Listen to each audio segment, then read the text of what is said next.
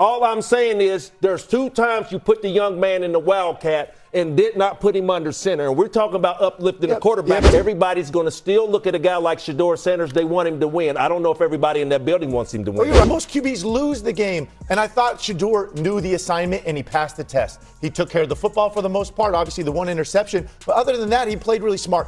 The Cleveland Browns have a quarterback controversy that's tearing through the NFL like wildfire. And Randy Moss just threw gasoline on it.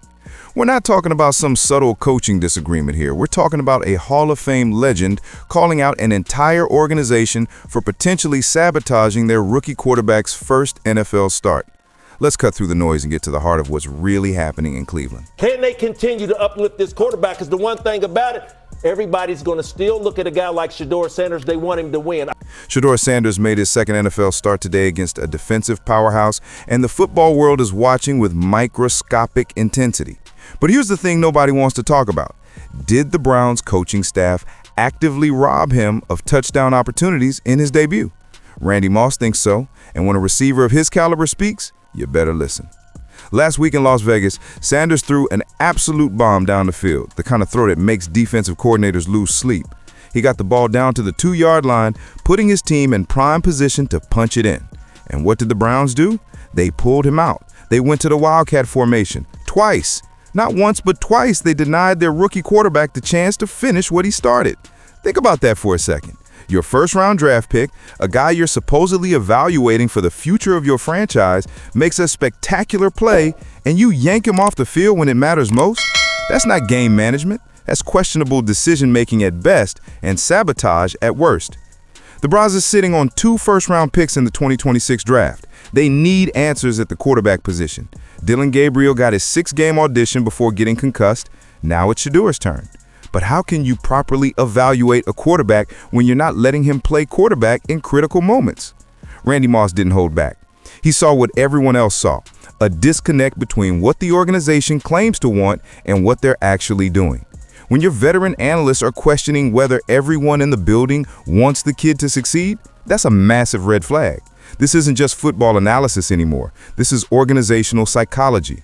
The numbers game argument doesn't hold water here. Sure, the Wildcat gives you an extra blocker. Sure, it worked and they scored, but at what cost? You're telling a rookie quarterback in his first career start that you don't trust him in the biggest moment. You're sending a message to the locker room that reverberates far beyond one play call. And it scores. They obviously managed his first career start, which they should have. Yeah, I thought it was it's great. Your first career start in the NFL. Yeah. I threw 4 interceptions my first. Most QBs lose the game, and I thought Shedeur knew the assignment and he passed the test.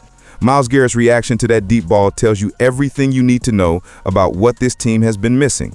A defensive superstar who's been carrying this franchise on his back for years finally saw something worth celebrating on offense. That energy was palpable. That excitement was real. And then the coaching staff immediately put a damper on it by going away from what was working. Let's talk about the elephant in the room. Shedeur Sanders is polarizing. He's not your typical cookie-cutter NFL rookie. He's got swagger. He's got confidence that some people interpret as arrogance. He showed up with the wristwatch. He talks about being legendary. He's different, and different makes people uncomfortable. His name.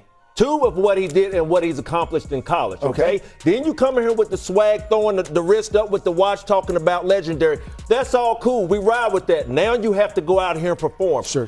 But here's the reality check. Different doesn't mean wrong. We've seen this story before. Young quarterbacks who don't fit the traditional mold get held to impossible standards. They get questioned for showing personality while other guys get praised for having that dog in them. The double standard is glaring. The post-game interview controversy is another example of this selective criticism. People jumped on Shedeur for not immediately praising his defense, even though he later talked about wanting to be better for his team.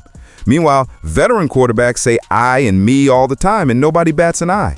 The scrutiny is disproportionate, and it's not hard to figure out why. Rex Ryan tried to defend the coaching staff's approach, calling it smart management for a rookie's first start. And look, there's some validity to that argument. The offensive line has been struggling. They wanted to protect him. They didn't want Max Crosby living in the backfield. But there's a difference between protecting your quarterback and suffocating him. The game plan was conservative by design. Lots of plays behind the line of scrimmage, short passes, nothing that would put too much pressure on the kid. That's fine for the first quarter, maybe even the first half. But when you've got momentum, when your guy just made a play that has your defensive leader jumping for joy, that's when you trust him to finish. Shedeur passed the most important test in his debut. He took care of the football, 1 interception, but otherwise clean. He showed touch on the deep ball that you simply cannot teach. He demonstrated arm talent that most quarterbacks in this league would kill for. He proved he belongs, and yet the conversation is still about whether he's ready, whether he's too confident, whether he fits the Browns' culture. The Browns are 2-9 heading into this game. Let that sink in. This is not a team competing for a playoff spot. This is a team in evaluation mode, trying to figure out what pieces they have for the future. Every snap Shedeur Sanders takes should be treated as valuable data collection. Instead, they're treating him like he's a fragile asset that needs to be bubble wrapped. The comparison to other young quarterbacks this season is striking. We've seen Jackson Dart get opportunities. We've seen Bo Nix grow week by week. We've seen what happens when organizations actually commit to developing their rookie signal callers. The Browns are saying all the right things about giving Shedeur an extended look, but their actions on the field tell a different story. This isn't just about one game or one series of play calls. This is about establishing trust. This is about creating an environment where a young quarterback can thrive. When Randy Moss questions whether everyone in the building wants Shedeur to win, he's not being dramatic. He's identifying a real organizational problem that could derail this kid's career before it even gets started. The formula for Cleveland is simple. Lean on that dominant defense, don't turn the ball over, make a few plays when they're there. Shedeur passed the most important test in his debut. He took care of the football, 1 interception, but otherwise clean. He showed touch on the deep ball that you simply cannot teach. He demonstrated arm talent that most quarterbacks in this league would kill for. He proved he belongs, and yet the conversation is still about whether he's ready, whether he's too confident, whether he fits the Browns' culture. The Temper Pack has a top 10 defensive line. That experienced linebacker is one of the best in the league. He's waiting to chase Shedeur down for the first sack. You don't want 22 coming free early and often. Shedeur's dime in the debit shook it all, proving that he's a player who can make plays. Teammates have seen the energy he brings, but the same questions about the fit and process are shadowing his debut. Here's what makes this situation so frustrating. Shedeur Sanders has the physical tools to be special. The arm talent is elite. The touch on deep balls is NFL caliber. The toughness is there. He's taken hits and kept playing. But none of that matters if the organization doesn't fully commit to his development. The Browns have been searching for a franchise quarterback for decades, literally decades of misses, busts, and false hope. Now they have a kid with legitimate potential, and they're treating him like he's made of glass. They're managing his first start like it's a playoff game instead of a developmental opportunity in a lost season. Randy Moss saw through it all. He called it out, and now the football world is watching to see how the Browns respond. Will they prove him wrong, or will they validate his concerns by continuing to limit their most talented young player?